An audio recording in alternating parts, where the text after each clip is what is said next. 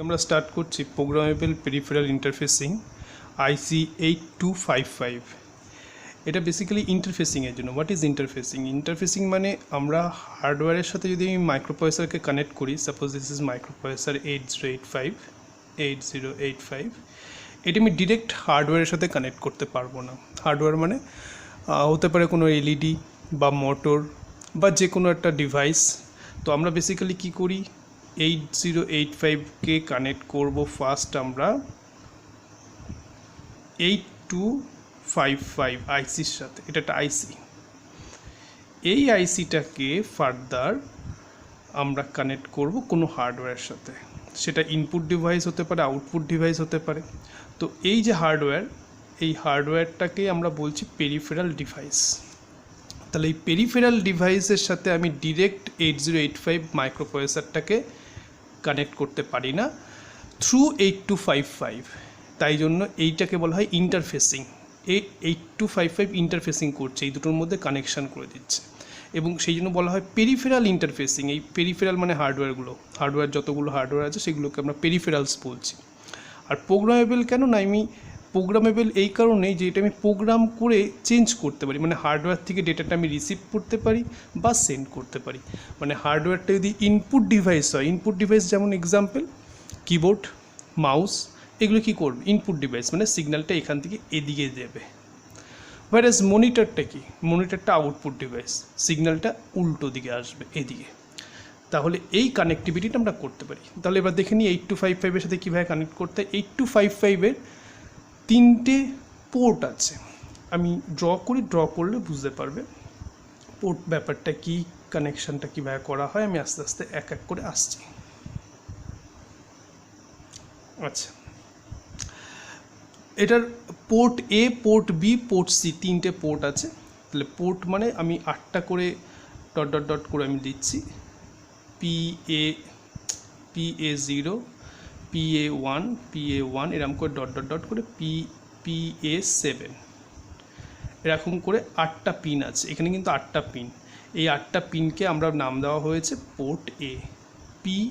Port এ PA0, 1, 2 থেকে একদম PA7। Similarly port B, port C, আমি পোর্ট সিটা মাঝখানে ড্র করছি। কেন ড্র করছি পরে আমি বলবো, এক্সপ্লেন করব। পোর্ট C0 থেকে শুরু করে port C6 and port C7, তার মানে এরও 8টা পিন আছে। এই 8টা পিন, এটাকে বলা হয় পোর্ট সি। আচ্ছা, আরও 8টা পিন আছে যেটাকে বলে পোর্ট বি। ঠিক একই রকমভাবে পোর্ট বি মানে হলো PB0 থেকে শুরু হবে, PB1 ডট PB7। ব্যাস, এই হয়ে গেল পোর্ট পোর্ট বি। তাহলে কটা পোর্ট আছে? পোর্ট এ, পোর্ট বি, পোর্ট সি, 3টে পোর্ট মানে এই 8টা করে লাইনকে একসাথে পোর্ট বলা হয়। তার মানে এই 8টা লাইন কোনো আমি ডিভাইসের সাথে কানেক্ট করতে পারি, কোনো মনিটরকে সাথে কানেক্ট করতে পারি, প্রিন্টারের সাথে কানেক্ট করতে পারি। অনেক ডিভাইস আছে যেখানে আমার 8টা লাইন লাগে না, যেমন এলইডি কানেক্ট করতে কি হয়, একটাই লাইন লাগে। তাহলে আমি একটা লাইনের সাথে কানেক্ট করব। অনেক ডিভাইস আছে সেখানে আমাকে 8টা লাইনই লাগবে, অর্থাৎ ডিপেন্ড করছে। তো যাই হোক, এখানে দেওয়া আছে পোর্ট এ, পোর্ট বি, পোর্ট সি, এটা বলা আছে। এই পোর্ট সিটাকে বেসিক্যালি দুটো ভাগে ভাগ করা হয়। উপরের 4টে হচ্ছে আপার, নিচের 4টেকে লোয়ার। মানে পোর্ট সিটাকে যদি আমি ঠিক এরমভাবে ভাগ করি, আমরা পোর্ট সি থেকে এখান থেকে যদি আমি PC0, আমি জাস্ট এই 8টা লাইনকে লিখছি, ড্র করছি, PC0 থেকে PC3। তাহলে দেখো 0, 0, 1, 2, 3, 4টে আছে। এই যে 4টে, এই 4টেকে বলা হয় PC0 থেকে PC3, এটাকে বলা হয় পোর্ট সি আপার। আর ঠিক তার উপরেরটা PC4 থেকে ডট একদম লাস্ট পর্যন্ত PC7, এই 3টেকে বলা হয় পোর্ট সি লোয়ার। তার মানে আমরা জাস্ট এটা বলতে চাইছি যে পোর্ট সি, এটার যে 8টা পিন আছে, 8টা পিনটাকে দুটো ভাগে ভাগ করা হয়েছে। 4টে পিন আমি ভুল লিখলাম, প্রথমে এই 4টে পিন লোয়ার, পরের উপরের 4টে পিন আপার, ঠিক আছে। PC0 থেকে PC3 হচ্ছে লোয়ার, আর PC4 থেকে PC7 হচ্ছে আপার। এই দুটো ভাগে ভাগ করা হয় কেন না, তার কারণ হচ্ছে এই পোর্ট এ প্লাস এটা, এই দুটোকে নিয়ে বলা হয় গ্রুপ এ। নাম, এটাকে জাস্ট নাম দেওয়া হয়েছে আর কিছুই না, গ্রুপ এ। তাহলে গ্রুপ এ মানে এটা কি, গ্রুপের মধ্যে কি থাকছে, গ্রুপের মধ্যে থাকছে পোর্ট এ PA প্লাস PC আপার মানে 4টে পিন, এখানে 8টা পিন, এখানে 4টে পিন, মোট 12টা পিন নিয়ে হবে গ্রুপ এ। সিমিলারলি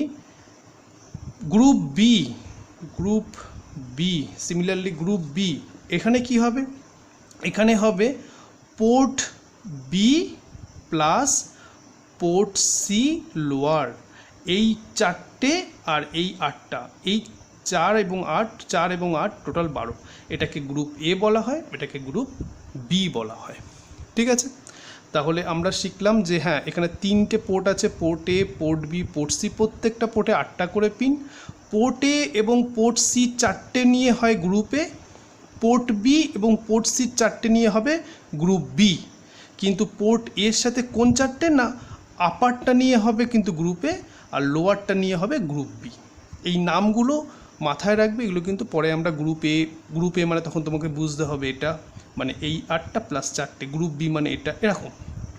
আচ্ছা, এছাড়া এবার এইটা হলো যে কোনো হার্ডওয়্যারের সাথে কানেক্ট করার জন্য, মানে এই পাশে আমি হার্ডওয়্যারের সাথে কানেক্ট করব। হার্ডওয়্যার মানে আমি বারবার বলছি, মোটর হতে পারে, LED হতে পারে, যে কোনো হার্ডওয়্যার, প্রিন্টার হতে পারে, ইনপুট ডিভাইসেসের মধ্যে যেমন আমি বললাম কিবোর্ড, মাউস, যে কোনো হার্ডওয়্যার। আচ্ছা, এবার মাইক্রোপ্রসেসরের সাথে কীভাবে কানেক্ট করব সেটা আমরা দেখে নিই। এইখানে আমরা মাইক্রোপ্রসেসরের সাথে কানেকশানটা দেখব। আচ্ছা, মাইক্রোপ্রসেসরের সাথে কানেকশানটা তোমরা দেখে নাও। এখানে 8085 মাইক্রোপ্রসেসরটা আমি ড্র করছি। আচ্ছা, এইখানে 8085 মাইক্রোপ্রসেসরটার এখানে আমরা প্রথমে ডেটা বাসের সাথে কানেকশন করে নেব। তার মানে এখানে ডেটা বাস আছে D0 থেকে D7, so D0 D1 ... D7। ঠিক একই রকম আমরা তো জানি 80, এটা হলো 8085 মাইক্রোপ্রসেসরও কিন্তু ডেটা বাস আছে D0 D1 ... D7। একদম এই ডেটা বাসের সাথে কানেক্ট করে দেবো প্রত্যেকটা, তাহলে মাইক্রোপ্রসেসর ডেটা বাসের সাথে কানেকশন হয়ে গেল। ওকে, আচ্ছা, এছাড়া এর আর কি পিন আছে, এর একটা পিন আছে রিড RD বার, এর একটা আছে রাইট WR বার। অর্থাৎ এখানেও ঠিক একই রকমভাবে রিড রাইট আছে, WR রাইট রিড। এই যে পিনগুলো আমরা ডিরেক্ট কানেক্ট করে দেবো। ওকে, নেক্সট এখানে একটা ইম্পর্টেন্ট পিন যেটাকে আমি বলছি চিপ সিলেক্ট। এই পিনটা কখন কাজ করবে তার জন্য চিপ সিলেক্ট একটা আসে, চিপ সিলেক্ট CS। এই চিপ সিলেক্ট একটা পিন থাকবে, আর একটা পিন থাকবে, আর দুটো পিন থাকবে, যেটাকে আমরা বললাম নাম দেওয়া আছে A0 অ্যান্ড A1। এটা হচ্ছে অ্যাড্রেস বাসের সাথে। তাহলে ঠিক সেরকমভাবে A0, হ্যাঁ, এটা যদি আমি A0 নাম দিই, A0 আমি উপরেরটাকে A0 দিচ্ছি, নিচেরটাকে A1 দিচ্ছি, মানে ড্র করতে সুবিধা হবে। A0-র সাথে A0, A1-এর সাথে A1 কানেক্টেড। কিন্তু অ্যাড্রেস বাস কতগুলো আছে? অ্যাড্রেস বাস তো 16টা, এখানে মাত্র দুটো। তো তার মানে আর যে 14টা অ্যাড্রেস বাস, 14 প্লাস এই 2, 16টা হবে। সেই 14টা অ্যাড্রেস বাসের সাথে আমি, মানে এখানে আরও অ্যাড্রেস বাসগুলো আছে, সেই অ্যাড্রেস বাসের সাথে আমি একটা সার্কিট তৈরি করব, যেখানে একটা সিগন্যাল 80 পাঠালে শুধুমাত্র চিপ সিলেক্টটা হবে, সেটা আমি পরে আসছি। তার মানে এখানে আমি কানেক্ট করব চিপ সিলেক্টের সাথে, কি করে আদার্স অ্যাড্রেস লাইনের সাথে, সেটা আমি পরে এক্সপ্লেন করছি। তাহলে আমি দেখলাম যে অ্যাড্রেস লাইনের A0 এবং A1টা কানেক্টেড, চিপ সিলেক্টটা আদার্স অ্যাড্রেস লাইনের সাথে কীভাবে কানেক্ট করব সেটাই পরে বলবো। রাইটের সাথে রাইট, রিডের সাথে রিড, ডেটা লাইনগুলোর সাথে ডেটা লাইন। এছাড়া এই আইসিটার রিসেট পিন আছে। তাহলে রিসেট পিন যেমন রিসেট, এই আইসিটারও আছে, মাইক্রোপ্রসেসরও আছে, এরও আছে। মাইক্রোপ্রসেসরও যা কাজ, এখানেও রিসেট পিনের সাথে, এটারও রিসেট পিনের সাথে কানেক্টেড থাকবে। রিসেট পিনে যখন সিগন্যাল চলে আসবে ওরা কি করবে, প্রথম থেকে আবার কাজটা করবে। এটা আমরা জানি মাইক্রোপ্রসেসর 8085-এরও যা, এটারও তাই। এছাড়া এই আইসিটা গ্রাউন্ডের একটা পিন থাকবে এবং ভিসিসি, এটার পাওয়ারের জন্য ভিসিসি মানে 5 ভোল্ট। তো সেইটা আমি আর ড্র করছি না, এই দুটো আমি বলে দিলাম। আচ্ছা, এবার এই A0 A1 এবং এই বললাম চিপ সিলেক্ট, এই ব্যাপারটা কি? Basically A0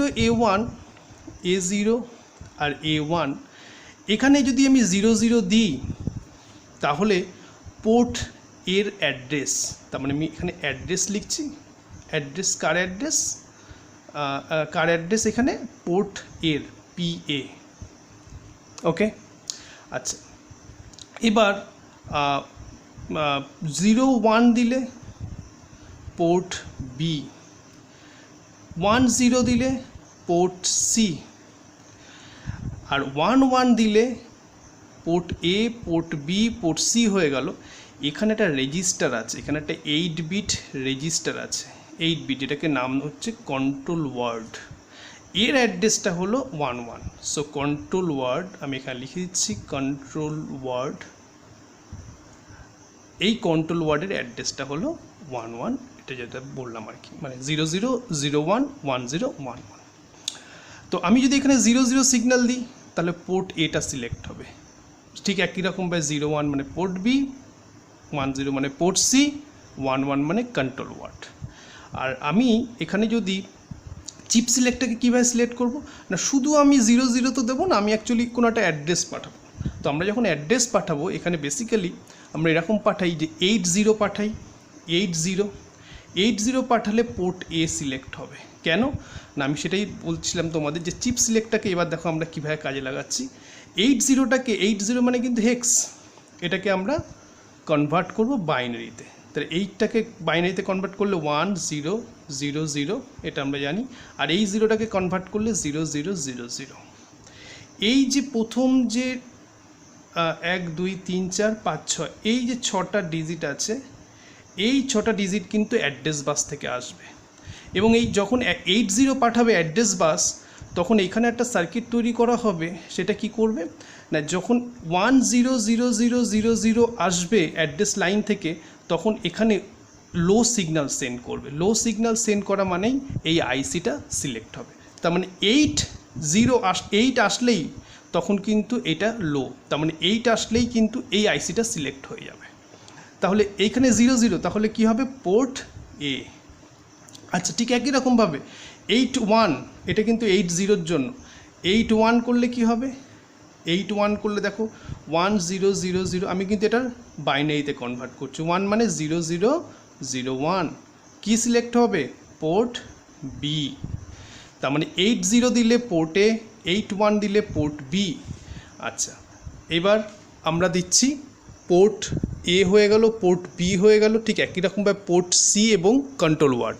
so port C এর জন্য 82, এটা কি হবে 10, তাই জন্য আমরা 82 পোর্ট C, আর লাস্ট 83, 100011 কন্ট্রোল ওয়ার্ড। খেয়াল করে দেখো এই প্রত্যেকটাতেই 100000, এটা কমন। এটা যখনই এখানে আসবে, এখান থেকে আদার্স অ্যাড্রেস লাইন থেকে যখনই এটা আসবে, অ্যাড্রেস লাইন থেকে, সেই এই যে যখনই এখানে অ্যাড্রেস লাইন থেকে আসবে তখন এটা লো হয়ে যাবে। লো হয়ে যাওয়া মানেই এই পুরো আইসিটা কিন্তু সিলেক্ট হবে। তবে চিপ সিলেক্ট করবে কখন, যখন এটা আসবে। সোজা কথা, আমি যখন 80 সেন্ড করব তখন পোর্ট A, 81 সেন্ড করলে পোর্ট B সিলেক্ট হবে, 82 সেন্ড করলে পোর্ট C, 83 সিলেক্ট করলে কন্ট্রোল ওয়ার্ড। এবার